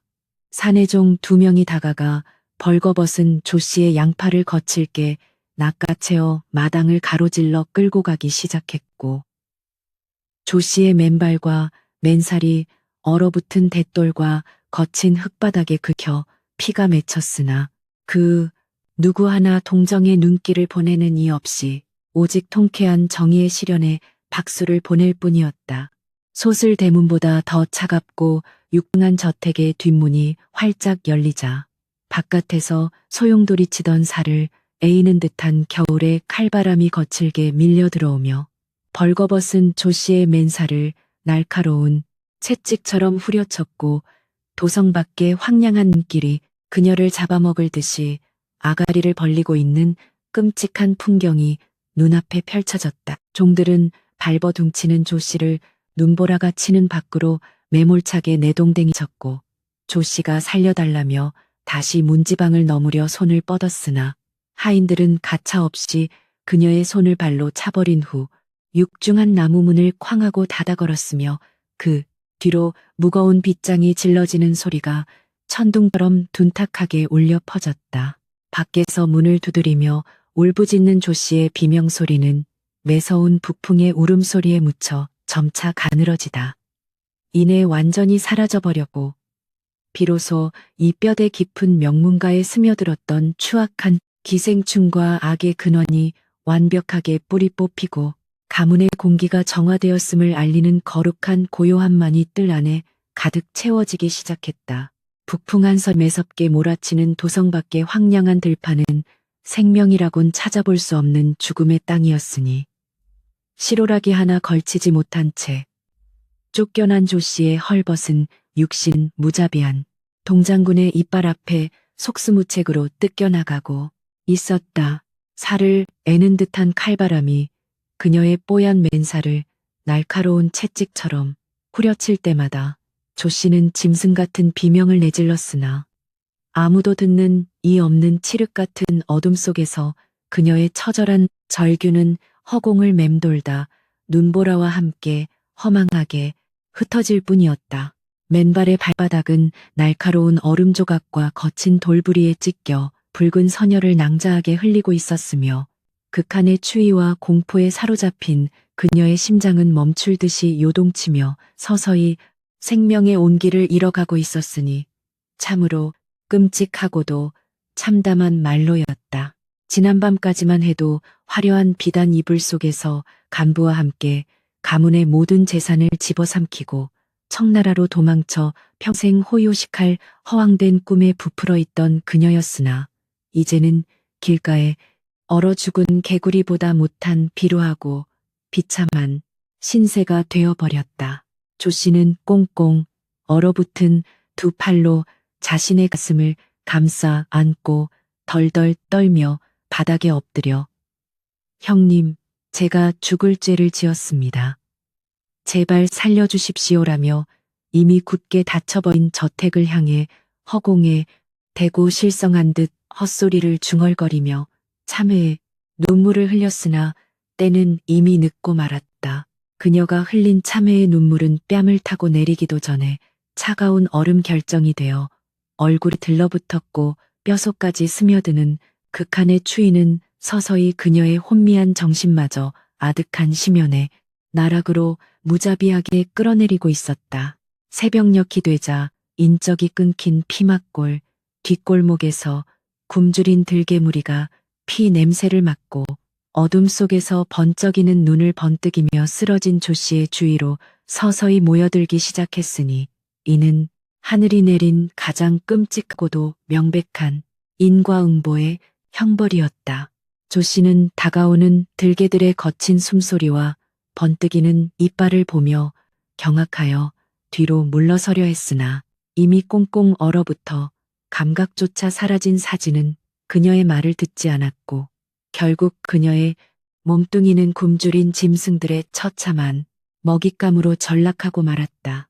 탐욕과 색욕에 눈이 멀어 뼈대 있는 사대부 가문을 능멸하고 선량한 정실부인을 핍박했던 희대의 요부는 그 이름조차 남기지 못한 채 도성의 차가운 눈밭 위에서 뼈 한 조각 온전히 건지지 못하는 가장 비극적이고 흉측한 최후를 맞이하고 말았다. 밖에 참혹한 지옥도와는 대조적으로 조씨가 쫓겨난 다음 날 아침에 최판서대 간채는 밤새 불어닥친 거대한 폭풍우가 거짓말처럼 거친 후에 맑고 청명한 하늘처럼 평온하고도 엄숙한 본래의 기품을 완벽하게 되찾아가고 있었다. 맑은 겨울 햇살이 창호지를 뚫고 화사하게 스며드는 따뜻한 온돌 방 안에서 정실부인 윤씨는 단정한 옥색 치마 저고리를 입고 고요히 앉아 있었으니 그녀의 기품 있는 자태는 마치 긴 겨울을 이겨내고 마침내 꼿꼿하게 피어난 한 송이 고결한 백매화와 같았다.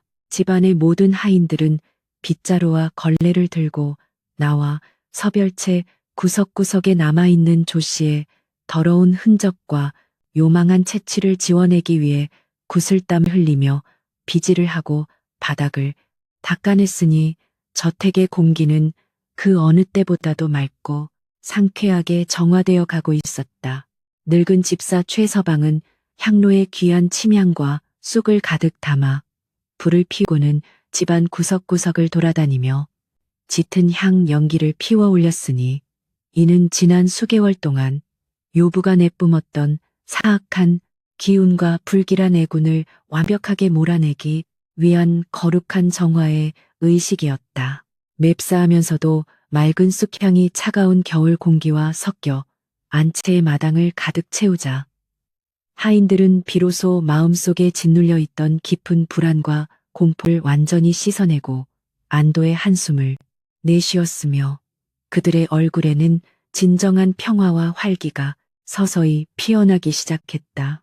윤 씨는 마루에 서서 향 연기가 바람을 타고 하늘로 흩어지는 광경을 묵묵히 지켜보며 지난날 별채의 차가운 냉골에서 피를 토하는 심정으로 억울함을 삼키며 버텨왔던 끔찍했던 시간들이 마침내 씻겨 내려가는 듯한 깊고도 거룩한 해방감을 온몸으로 느끼고 있었다. 노마님은 지난밤의 충격과 깊은 자책감으로 인해 병석에 누웠으나 며느리 윤 씨의 지극정성 어린 간호와 따뜻한 탕약 덕분에 간신히 기력을 회복하고는 자리에서 일어나 윤 씨의 두 손을 덥석 부여잡고 하염없이 뜨거운 참회에 눈물을 쏟아내었다. 아가, 내 눈이 멀고 귀가 막혀 짐승만도 못한 요괴에게 소가 우리 가문을 수호해온 너 같은 귀한 보배를 사지로 내몰았으니 내 이 씻을 수 없는 죄를 어찌 다 갚는단 말이냐며 늙은 시어머니는 어린아이처럼 소리내어 엉엉 울었다. 윤 씨는 온화한 미소를 지으며 시어머니의 주름진 손을 부드럽게 쓰다듬고 어머님 비온 뒤에 땅이 굳는 법이옵니다. 지난 일은 모두 한바탕 꾼 악몽이라 여기시옵고 부디 옥체를 보전하시어 가문의 든든한 버팀목이 되어주시옵소서라며 태산같이 넓은 아량으로 시어머니의 묵은 죄책감을 따뜻하게 품어 안았다. 감동한 노마님은 머리맡에 놓아두었던 묵직한 쇠대 꾸러미를 꺼내어 윤 씨의 치마폭에 정성스레 얹어주며 이제 이 집안의 안주인은 오직 너 하나뿐이니 네가 이 쇠대를 맡아 가문의 모든 대소사를 직접 주관하고 흐트러진 기강을 바로잡아다 오라고 간곡히 부탁했다. 쇠대를 받아든 윤 씨는 옷깃을 여미고 자리에서 일어나 정중하게 큰절을 올며 어머님의 깊은 뜻을 받들어 소장이 목숨이 다하는 날까지 가문의 명예를 더럽히는 일이 없도록 안팎을 철저히 단속하고 보살피게 싸웁니다라며 굳은 맹세로 화답했다.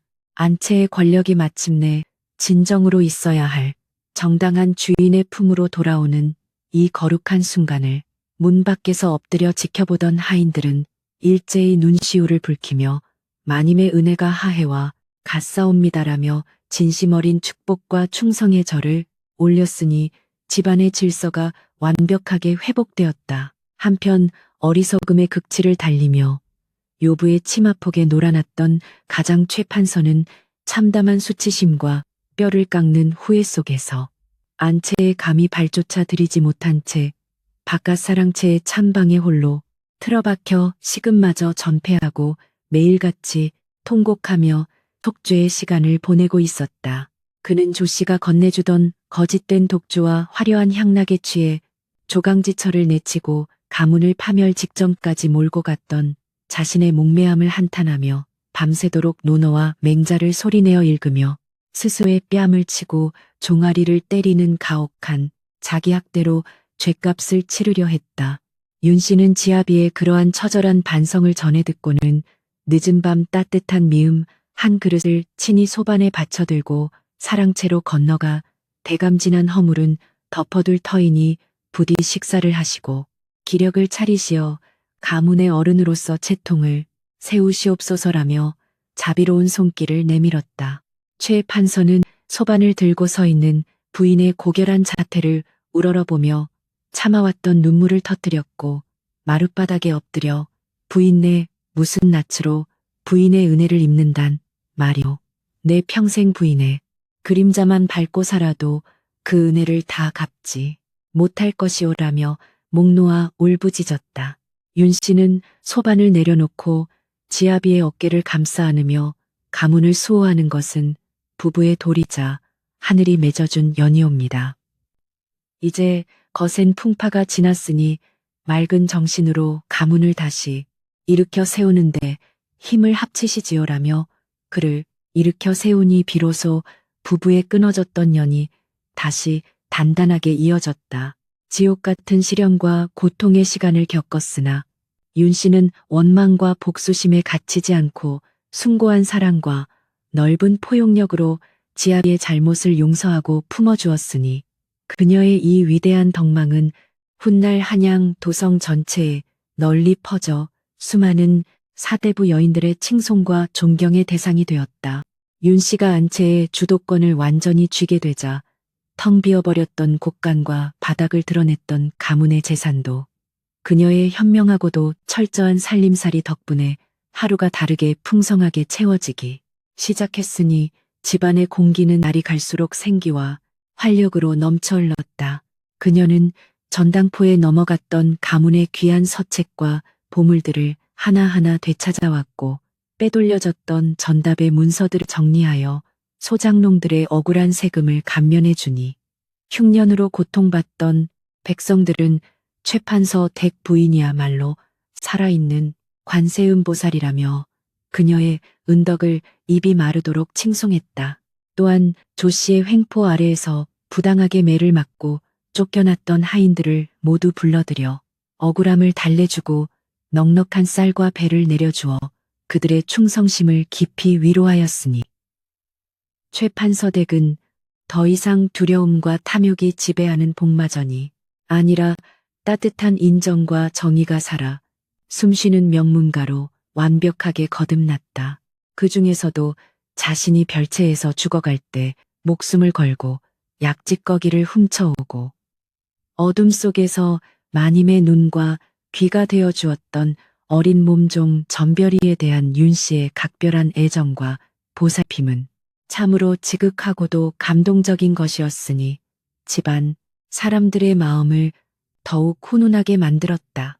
윤 씨는 최고급 명주실로 직접 곱게 지은 솜저고리와 따뜻한 털배자를 전별이에게 내어주며 전별아, 네가 아니었다면 나는 그 차가운 냉골에서 원한을 품고 얼어 죽었을 것이다. 이것은 내 생명을 구해준 너의 용기에 대한 작은 보답이니 부디 기쁘게 받아오라고 따뜻하게 말했다. 전별이는 새 옷을 품에 안고 굵은 눈물을 뚝뚝 흘리며 마님 소희는 그저 마님의 깊은 인덕에 감화되어 도리를 다했을 뿐이옵니다. 이토록 귀한 옷을 주시니 평생토록 마님의 수족이 되어 충성을 다하겠사옵니다라며 바닥에 엎드려 감격의 절을 거듭 올렸다. 어묵했던 겨울에 매서운 추위도 서서히 물러가고 처마 끝에 매달려 있던 고드름이 따뜻한 햇살에 녹아내려 경쾌한 물방울 소리를 내기 시작할 무렵 최판서 대개 넓은 앞마당에는 봄을 알리는 매화나무 가지마다 붉고 앙증맞은 꽃망울들이 톡톡 터지기 시작했다. 겨우내 쌓여있던 무거운 눈더미들이 흔적도 없이 녹아내린 자리에는 파릇파릇한 새싹들이 언 땅을 뚫고 강인한 생명력을 뽐내며 돋아나고 있었으니 이는 길고 길었던 시련의 계절을 꿋꿋하게 이겨내고 마침내 찬란한 승리와 평화를 맞이한 정실부인 윤 씨의 삶과 완벽하게 맞닿아 있었다. 얼어붙었던 가문의 정원에도 따뜻한 봄바람이 살랑이며 향긋한 매화 향기가 담장을 넘어 온 동네로 부드럽게 퍼져나갔고 마당을 쓰는 하인들의 빗자루 소리조차 마치 즐거운 봄노래의 박자처럼 경쾌하고 흥겹게 울려 퍼지며 새 생명의 시작을 알리고 있었다. 어느 맑고 고요한 봄날 저녁 윤 씨는 단정하게 불을 지핀 화로 앞에 앉아 은은하게 피어오르는 참숯의 열기를 느끼며 옥으로 만든 귀한 닭이에 정성스럽게 끓인 맑고 향긋한 찬물을 천천히 따르고 있었으니 방 안에는 깊고 청아한 차의 향기가 구름처럼 아스라이 피어올랐다. 그녀의 얼굴은 더 이상 별채에서 굶주림과 추위에 떨던 창백하고 앙상한 모습이 아니었으며 온화한 미소와 범접할 수 없는 고결한 기품이 얼굴 가득 흘러넘치고 있었으니 그 여유로운 자태는 험난한 풍랑을 이겨내고 잔잔한 호수에 도달한 나룻배처럼 한없이 평화로웠다. 창호지를 통해 스며드는 붉은 노을빛이 그녀의 단아한 옥색 치마폭을 따뜻하게 물들이고 있었고 화로에서 씩씩거리며 끓어오르는 찬물 소리는 마치 세상의 모든 번뇌와 고통을 하얗게 씻어내는 정화의 음악처럼 방 안을 고요하고도 숭고한 분위기로 가득 채우고 있었다. 윤 씨는 김이 모락모락 피어오르는 찻잔을 천천히 들어 올려 입가에 가져갔고 혀끝을 맴도는 쌉싸름하면서도 달콤한 찬물의 깊은 맛을 조용히 음미하며 지난 겨울 몰아쳤던 그 끔찍하고도 혹독했던 눈보라의 밤을 회상하듯 지그시 두 눈을 감았다. 살을 에이는 추위 속에서 발가벗겨진 채 쫓겨나 절규하던 조 씨의 최후와 별채의 냉골에서 피눈물을 흘리며 버텨냈던 자신의 기나긴 인내의 시간들이 주마등처럼 스쳐 지나갔으나 이제 그녀의 마음속에는 분노도 원망도 남아있지 않고 오직 하늘의 순리에 대한 깊은 체념과 평온함만이 자리 잡고 있었다. 윤 씨의 곁에서 다소곳이 앉아 화로에 불을 쬐고 있던 전별이가 마님차 향기가 참으로 맑고 달콤하옵니다. 라고 속삭이자 윤 씨는 빙그레 웃으며 차가운 맹독을 품어낸 차나무만이 이토록 맑은 향기를 낼 수 있는 법이지 우리의 삶 또한 이 차와 다르지 않느니라라고 부드럽게 답했다.